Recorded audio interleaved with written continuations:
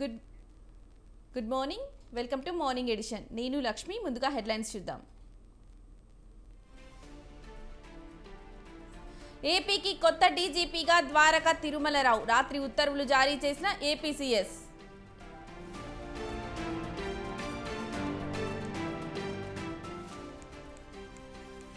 నేడు అమరావతిలో చంద్రబాబు పర్యటన. రాజధాని నిర్మాణాలు పరిశీలించనున్న సీఎం.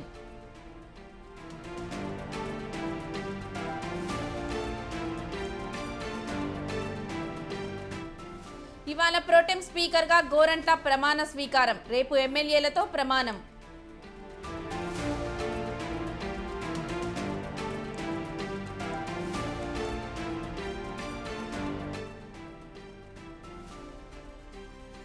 తమిళనాడులో కాటేసిన కల్తీ సారా. 32 మంది మృతి. పలువురి పరిస్థితి విషమం.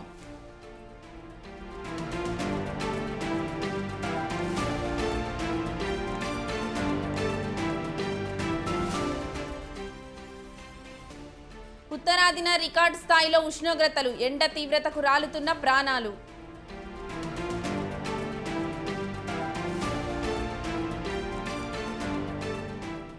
అమెరికాపై సౌత్ ఆఫ్రికా విన్. 18 పరుగుల తేడాతో విజయం.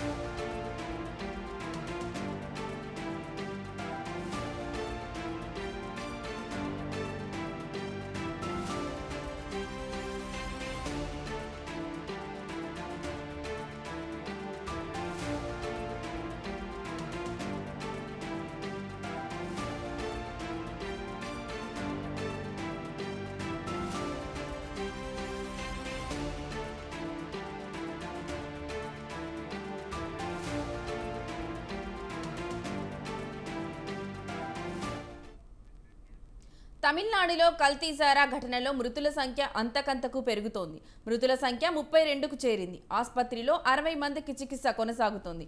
మొత్తం 92 మందిని కల్తీ సారా బాధితులుగా గుర్తించారు. ప్రత్యేక మెడికల్ క్యాంపులు ఏర్పాటు చేసి చికిత్స అందిస్తున్నారు.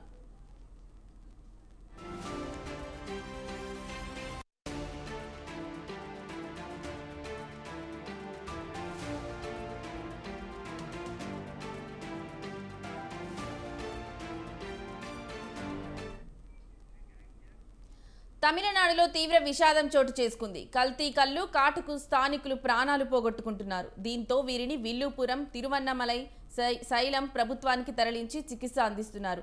అలాగే కల్లకురిచిలో ప్రత్యేక మెడికల్ క్యాంపులు ఏర్పాటు చేశారు. మృతుల సంఖ్య మరింత పెరిగే అవకాశం ఉన్నట్టు తెలుస్తోంది.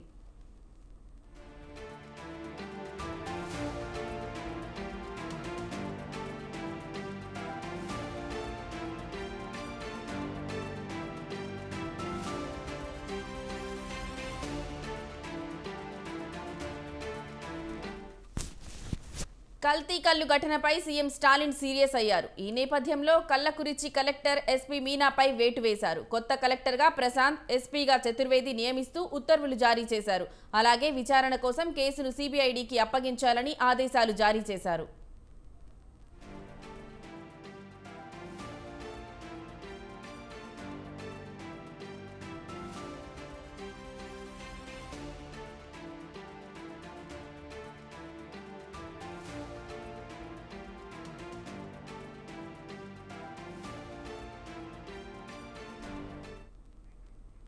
తమిళనాడులో కల్తీ సారా ఘటనలో మృతుల సంఖ్య అంతకంతకు పెరుగుతోంది. మృతుల సంఖ్య 32కు చేరింది.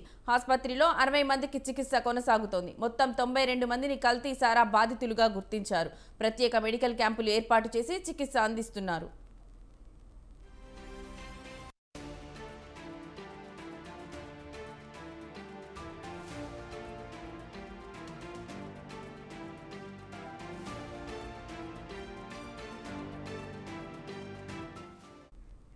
తమిళనాడులో తీవ్ర విషాదం చోటు చేసుకుంది. కల్తీ కల్లు కాటుకు స్థానికులు ప్రాణాలు పోగొట్టుకుంటున్నారు. దీంతో వీరిని విల్లుపురం, తిరువన్నమలై, సైలం ప్రభుత్వానికి తరలించి చికిత్స అందిస్తున్నారు.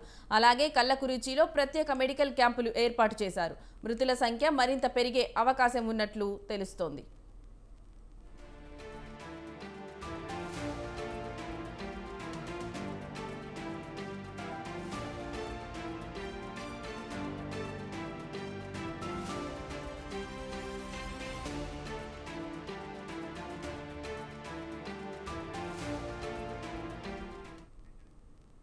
కల్తీ కల్లు ఘటనపై సీఎం స్టాలిన్ సీరియస్ అయ్యారు. ఈ నేపథ్యంలో కల్లకురిచి కలెక్టర్ ఎస్పీ మీనాపై వేటు వేశారు. కొత్త కలెక్టర్గా ప్రశాంత్, ఎస్పీగా చతుర్వేది నియమిస్తూ ఉత్తర్వులు జారీ చేశారు. అలాగే విచారణ కోసం కేసును సీబీఐడికి అప్పగించాలని ఆదేశాలు జారీ చేశారు.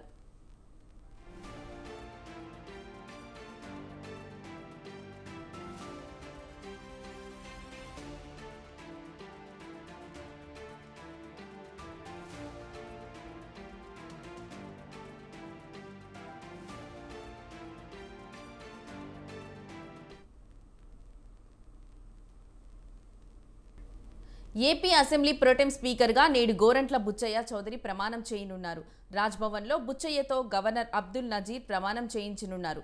రేపటి నుంచి ఏపీ కొత్త అసెంబ్లీ తొలి సమావేశాలు ప్రారంభం కానున్నాయి. ఈ నేపథ్యంలోనే ఇవాళ గోరంట్ల ప్రోటెం స్పీకర్గా ప్రమాణం చేస్తారు.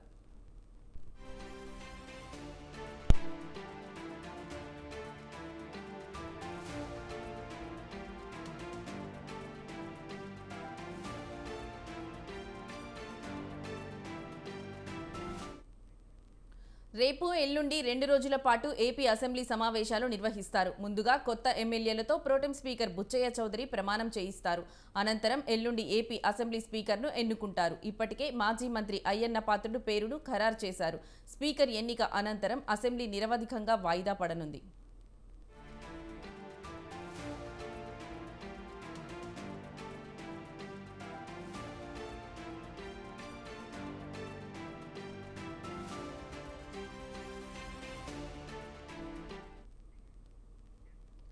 ఏపీ మంత్రివర్గ సమావేశం ఈ నెల 24న జరగనుంది. సచివాలయంలో సీఎం చంద్రబాబు అధ్యక్షతన ఉదయం 10 గంటలకు ఈ భేటీ నిర్వహించనున్నారు.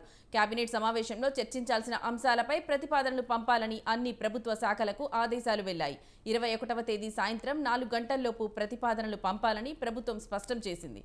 రాష్ట్రంలో కొత్త ప్రభుత్వం కొలువుదీరిన తర్వాత జరగనున్న తొలి మంత్రివర్గ సమావేశం కావడంతో సర్వత్రా ఆసక్తి నెలకొంది.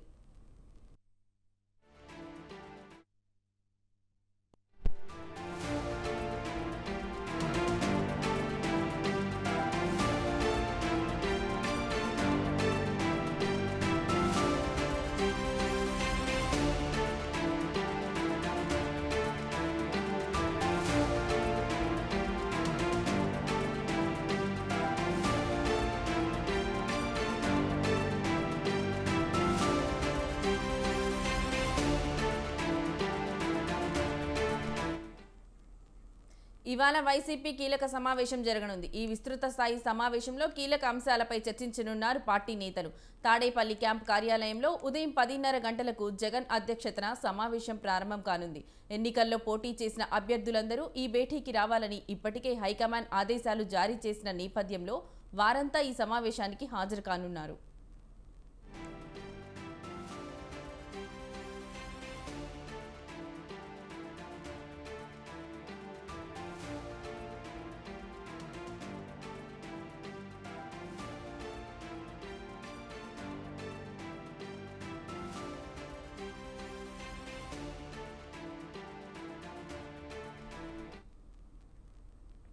ఇటీవల జరిగిన అసెంబ్లీ, పార్లమెంట్ ఎన్నికల్లో వైసీపీ ఘోర పరాజయం పాలైంది. ఈ నేపథ్యంలో ఓటమిపై విశ్లేషించనున్నారు. అలాగే భవిష్యత్తులో పార్టీని బలోపేతం చేసే విషయంపై జగన్ నేతలకు దిశానిర్దేశం చేయనున్నారు. మరోపక్క రేపు ఎల్లుండి 2 రోజుల పాటు అసెంబ్లీ సమావేశాలు ఉండడంతో అందుకు ఒక రోజు ముందు జగన్ ఈ సమావేశాన్ని నిర్వహించడంతో ప్రాధాన్యత సంతరించుకుంది.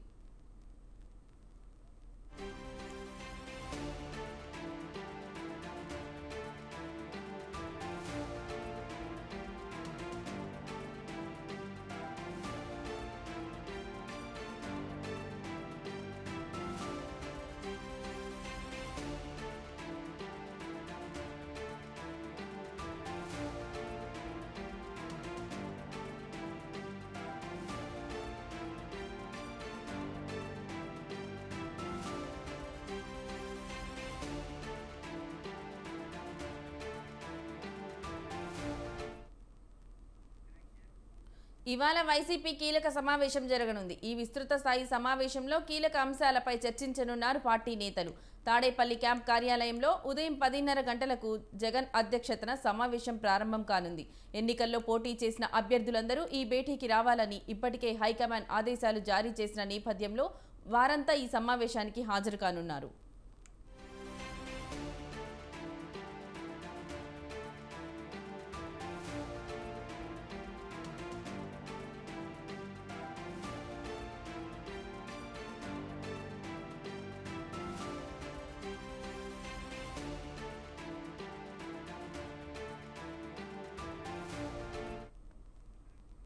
ఇటీవల జరిగిన అసెంబ్లీ పార్లమెంట్ ఎన్నికల్లో వైసీపీ ఘోర పరాజయం పాలైంది. ఈ నేపథ్యంలో ఓటమిపై విశ్లేషించనున్నారు. అలాగే భవిష్యత్తులో పార్టీని బలోపేతం చేసే విషయంపై జగన్ నేతలకు దిశానిర్దేశం చేయనున్నారు. మరోపక్క రేపు ఎల్లుండి 2 రోజుల పాటు అసెంబ్లీ సమావేశాలు ఉండడంతో అందుకు ఒకరోజు ముందు జగన్ ఈ సమావేశాన్ని నిర్వహించడంతో ప్రాధాన్యత సంతరించుకుంది.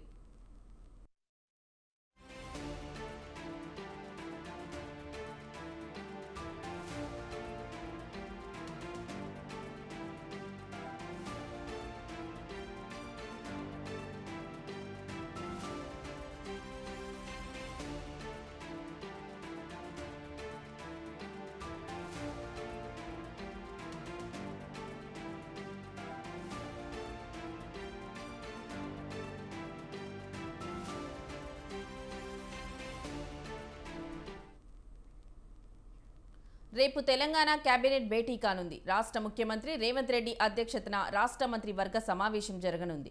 ఆగస్టు 15లోగా రైతులకు పంట రుణాలు మాఫీ చేయాలని నిర్ణయించిన నేపథ్యంలో ఈ అంశంపై ప్రధానంగా చర్చించే అవకాశం ఉన్నట్లు సమాచారం. దీంతో పాటు అసెంబ్లీ సమావేశాలు, బడ్జెట్ రూపకల్పనపై ఈ సమావేశంలో చర్చించనున్నట్లు తెలుస్తోంది.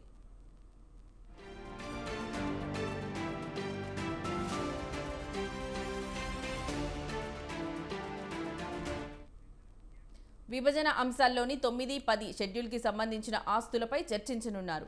ఆర్టీసీ ఉద్యోగులను ప్రభుత్వంలో విలీనం చేయడంపై కూడా చర్చించే అవకాశం ఉంది. పవర్ కమిషన్ల విచారణ కాలం పెంపుపై నిర్ణయం తీసుకోనున్నారు. పథకాలకు నిధుల సమీకరణ తదితర అంశాలపై సమాలోచనలు చేయనున్నారు. కేబినెట్లో భేటీలో రైతు భరోసా, రైతు రుణమాఫీపై క్లారిటీ వచ్చే అవకాశం ఉంది.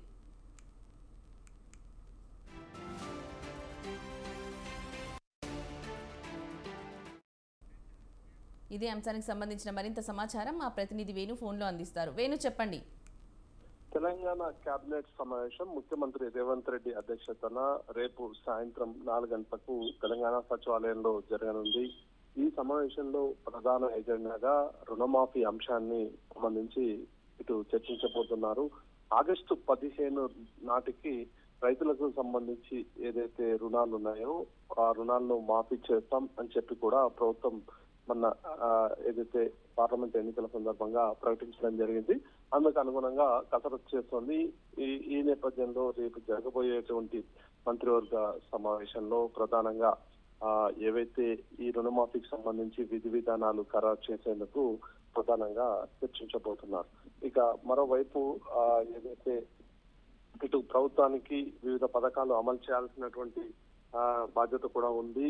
ఏదైతే ఎన్నికల్లో హామీ ఇచ్చిన విధంగా 6 గ్యారెంటీలను అమలు చేయాలంటే ప్రస్తుతం ఉన్నటువంటి నిధులు సరిపోవు. కాబట్టి ప్రత్యామ్నాయ నిధులు సమకూర్చుకునేందుకు కూడా మంత్రివర్గంలో చర్చించే అవకాశం ఉంటుంది.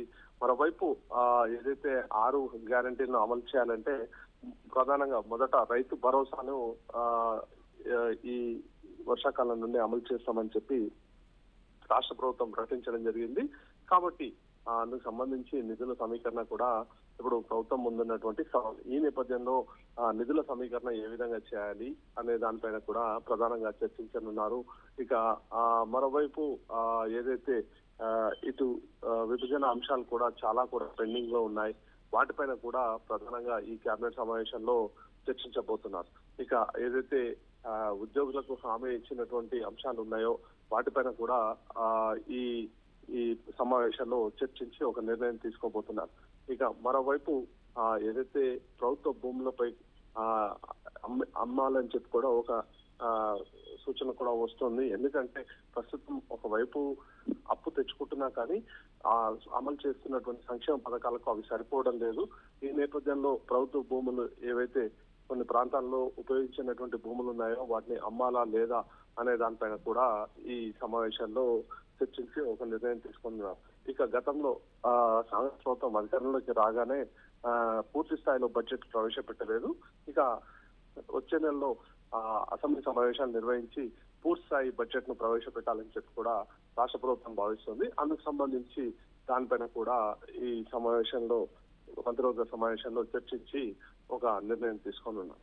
ఇక మరోవైపు ఒకవైపు సంక్షేమ కార్యక్రమాల నిధులు సమకూర్చుకుని అలాగే రానున్నటువంటి బడ్జెట్ సమావేశాల్లో ఏ శాఖకు ఎంత నిధులు కేటాయించాలి, ప్రభుత్వ ప్రాధాన్యతలు ఏంటి అనే దానిపైన కూడా రేపు జరగబోయేటువంటి మంత్రిమండలి సమావేశంలో చర్చించి ఒక నిర్ణయం తీసుకున్నారు.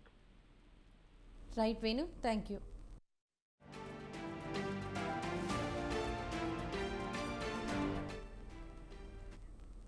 ముఖ్యమంత్రిగా బాధ్యతలు తీసుకున్న చంద్రబాబు దూకుడు ప్రదర్శిస్తున్నారు. పాలనలో తనదైన మార్క్ చూపిస్తున్నారు. పాలన, ప్రభుత్వ పథకాలకు సంబంధించి ఇప్పటికే పలు కీలక నిర్ణయాలు తీసుకున్నారు సీఎం చంద్రబాబు. తాజాగా ఐఏఎస్ అధికారులపై దృష్టి పెట్టారు. ఏపీలో భారీగా ఐఏఎస్లను బదిలీ చేస్తూ ప్రభుత్వం నిర్ణయం తీసుకుంది. ఐఏఎస్ అధికారులను ట్రాన్స్ఫర్ చేస్తూ ఉత్తర్వులు జారీ చేసింది. కాగా వైసీపీ ప్రభుత్వంలో జగన్కు అనుకూలంగా పనిచేశారని ఆరోపణలు ఎదుర్కొంటున్న అధికారులకు షాక్ తగిలింది. పురపాలక సంఘ ప్రత్యేక ప్రధాన కార్యదర్శి శ్రీలక్ష్మి, ఎక్స్చేంజ్ శాఖ ప్రత్యేక ప్రధాన కార్యదర్శి రజన్ భార్గవ్, పాఠశాల విద్యాశాఖ ముఖ్య కార్యదర్శి ప్రవీణ్ ప్రకాష్ను జేఈడీకి అటాచ్ చేసింది చంద్రబాబు సర్కార్.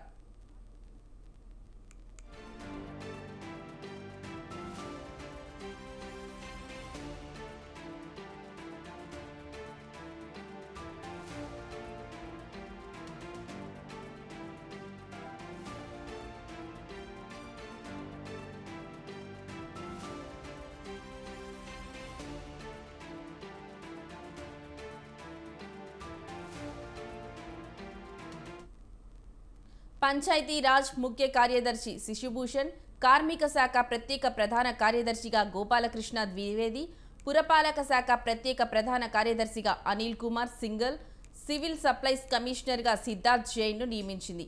ఆర్థిక శాఖ వ్యయ కార్యదర్శిగా ఎం జానకి, పశుసంవర్ధక శాఖ కార్యదర్శిగా ఎంఎం నాయక్, గనుల శాఖ డైరెక్టర్గా ప్రవీణ్ కుమార్, వ్యవసాయ శాఖ ప్రత్యేక ప్రధాన కార్యదర్శిగా బి రాజశేఖర్, ఉద్యాన మత్స్యశాఖ సహకార శాఖ కార్యదర్శిగా బాబును నియమించింది.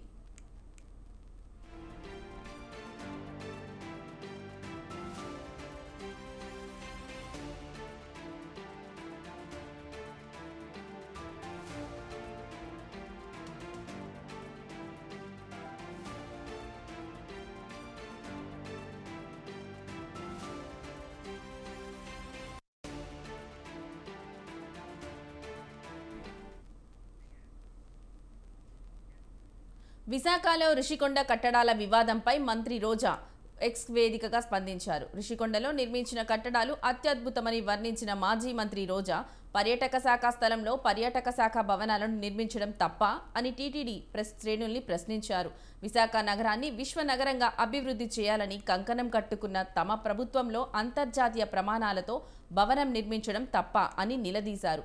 వర్షానికి కారిపోయే అసెంబ్లీని, సచివాలయాన్ని కట్టిన వాళ్లకు అత్యంత నాణ్యతతో రిషికొండలో భవనాలు నిర్మించడం చూసి ఓర్వలేకపోవడం సమంజసమేనా అంటూ ప్రశ్నించారు.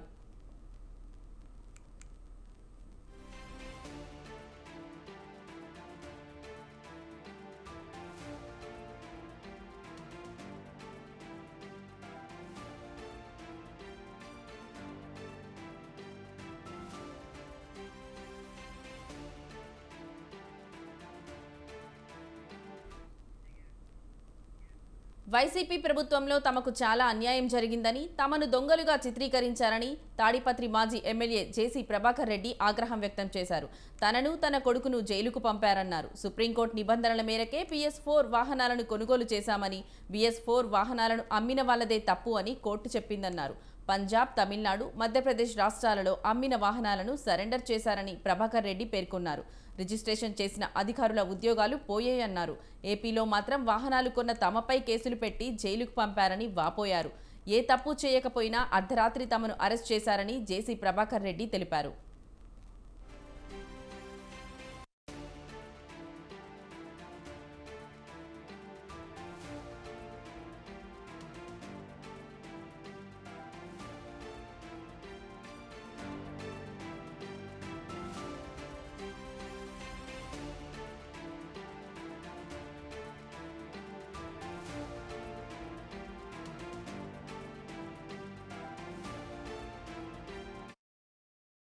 గవర్నమెంట్లో అన్ని దానికన్నా బాధాకరం ఏమంటే మమ్మల్ని దొంగోలు చేసినారు. దొంగోలు చేసి నన్ను, నా భార్యను, నా కొడుకుని, నా కోడళ్ళని బుక్ చేసి జైలుకు పంపించినారు. ఏమని? మేము బస్సులు దొంగవి తెచ్చినామని. అయ్యా చూడండి, ఇది పంజాబ్ గవర్నమెంట్, ఇది మా మెడ్రాస్ గవర్నమెంట్. ఇది పంజాబ్ గవర్నమెంట్లో 7,000 బండ్లు అమ్మినారు. ఏం చేసినారు? సుప్రీంకోర్టు రూల్ జడ్జిమెంట్ ఏముంది? But I have to prove my self.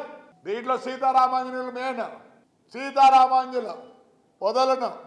వాడు పేరుని నాని, అతను అసిస్టెంట్ కమిషనర్ ప్రసాదరావు, ఈడ డిటిసి శివప్రసాద్, అందరూ బ్రేకింగ్ పెట్టారు.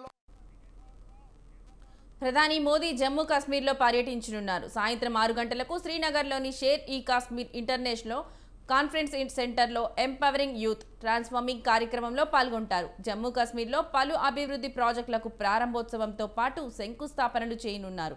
వ్యవసాయ రంగానికి పెద్దపీట వేసే క్రమంలో వాటికి సంబంధించిన అనుబంధ రంగాల ప్రాజెక్టులను ఓపెనింగ్ చేస్తారని పీఎంఓ తెలిపింది. రేపు ఉదయం 6:30 శ్రీనగర్లోని ఎస్కేఐసిసిలో 10వ అంతర్జాతీయ యోగా దినోత్సవ కార్యక్రమంలో ప్రధాని మోదీ పాల్గొంటారు. జమ్మూ కాశ్మీర్లో అభివృద్ధితో పాటు తన పర్యటనకు సంబంధించిన అంశాలపై ప్రసంగించే అవకాశం ఉంది. ఆ తర్వాత అక్కడ ఏర్పాటు చేసిన సామూహిక యోగా సెషన్లో పాల్గొని యోగా యొక్క ఆవశ్యకతను గురించి తెలియజేయనున్నారు.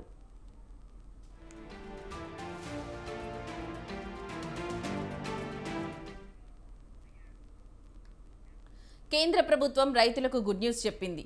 వరితో పాటు 14 రకాల పంటలకు మద్దతు ధర పెంచుతూ కేంద్ర మంత్రి మండలి నిర్ణయం తీసుకుంది. ఢిల్లీలో ప్రధాని నరేంద్ర మోదీ అధ్యక్షతన కేంద్ర మంత్రివర్గం సమావేశమై పలు కీలక నిర్ణయాలకు ఆమోదం తెలిపింది. ఖరీఫ్ సీజన్లో 14 రకాల పంటలకు మద్దతు ధర పెంచనున్నట్లు ప్రకటించింది. వరికి మద్దతు ధరను 117 పెంచింది. దీంతో వరి ధాన్యం క్వింటాలు ధర 2,300కు చేరింది. అలాగే రాగి, వజ్ర, జొన్న, మొక్కజొన్న, పత్తితో సహా మొత్తం 14 ఖరీఫ్ సీజన్ పంటలపై కనీస మద్దతు ధర పెంచేందుకు మోదీ నేతృత్వంలోని కేబినెట్ ఆమోదం తెలిపింది.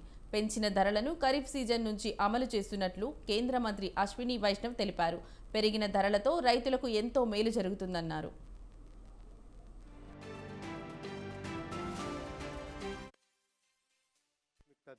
अपने नए कार्यकाल में जो सबसे पहला डिसीजन लिया, वो डिसीजन भी किसानों के हित में लिया गया था. आज की कैबिनेट में ऐसा ही एक बहुत महत्वपूर्ण फैसला लिया गया है. In today's cabinet also one very important decision has been taken regarding the welfare of farmers. Kharif season start हो रहा है. खरीफ सीजन के लिए 14 क्रॉप्स पे ఇవి బులెటిన్లోని విశేషాలు. చూస్తూనే ఉండండి స్వతంత్ర.